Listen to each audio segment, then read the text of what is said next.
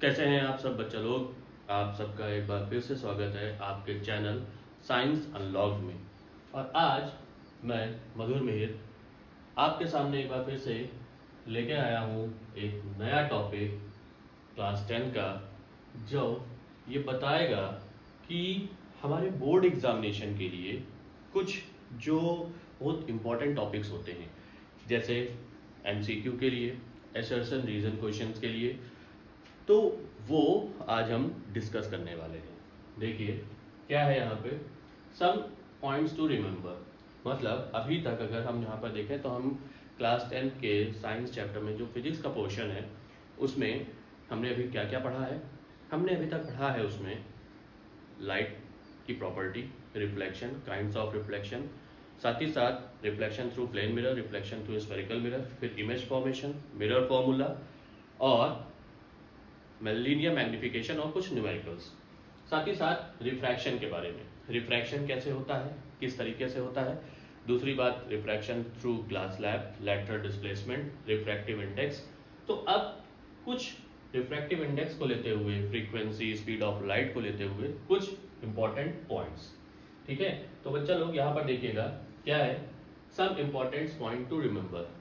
मैंने यहाँ पे लिख दिया है रिमेंबर, मतलब आपको इस चीजों को याद रखना है, इन पॉइंट्स को याद रखना है। ठीक है, तो सबसे पहले देखिए क्या लिखा है कि when light passes from one medium to another medium.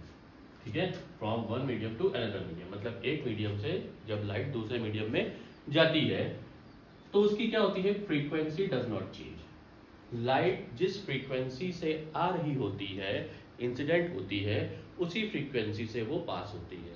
ठीक है, चेंज क्या होती है, चेंज होती है स्पीड और वेवलेंथ। क्या चेंज होती है उसकी स्पीड चेंज होती है, क्योंकि जिस मीडियम में वो एंटर करेगी उस मीडियम में उसका क्या होता है, रिफ्रैक्टेड हो जाती है वो। ठीक है, तो जब वो रिफ्रैक्ट होगी तो सीधा सा उसके ऊपर क्या इफेक्ट पड़ेगा, उसकी स्पीड और उसकी वेवलेंथ के ऊपर। अब वेवलेंथ का मतलब होता है कि कितनी डिस्टेंस तक वो ट्रैवल कर रही है। ठीक है ना, तो वो वेवलेंथ, क्योंकि आप ये जानते हैं, मैंने पहले बताया था लाइट जो होती है वो किस फॉर्म में चलती है, वेव के फॉर्म में चलती है। ठीक है, तो ये याद रखिएगा कि लाइट की फ्रीक्वेंसी नहीं बदलने पाती, क्या बदल पाती है, स्पीड और वेवलेंथ। ठीक है, आइए अब हम बात करेंगे यहां पर दूसरा इसी स्पीड और वेवलेंथ को लेते हुए कि इफ v1 एंड λ1, v1 और λ1 क्या है, are the velocity and wavelength in first medium.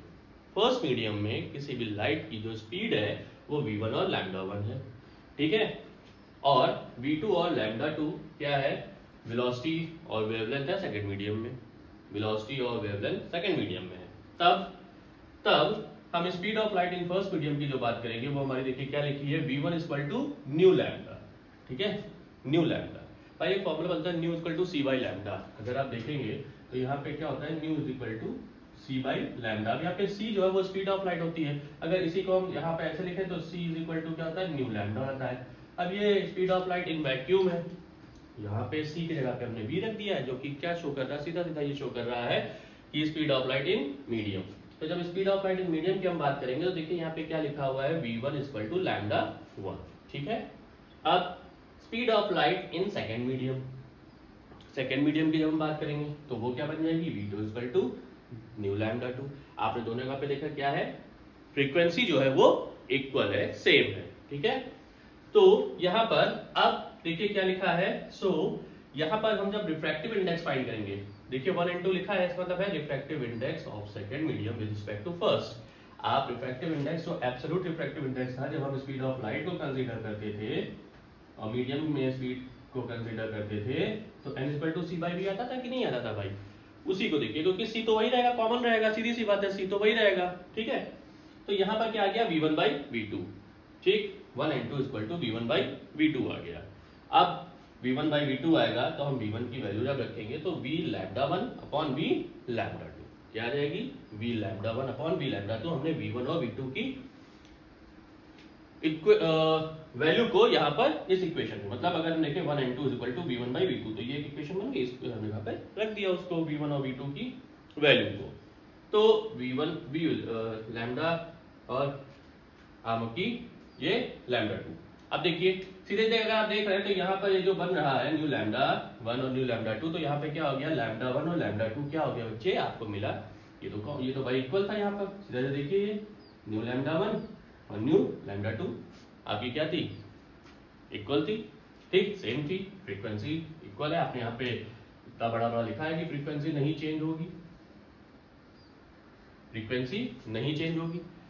तो सीधा सीधा हमको क्या मिला, हमको रिफ्रैक्टिव इंडेक्स जो मिला किसके बेस पे मिला, हमको रिफ्रैक्टिव इंडेक्स मिला वेवलेंथ के बेस पे। मतलब सीधा सीधा हमको क्या पता चल गया, 1n2 is equal to lambda 1 upon lambda 2।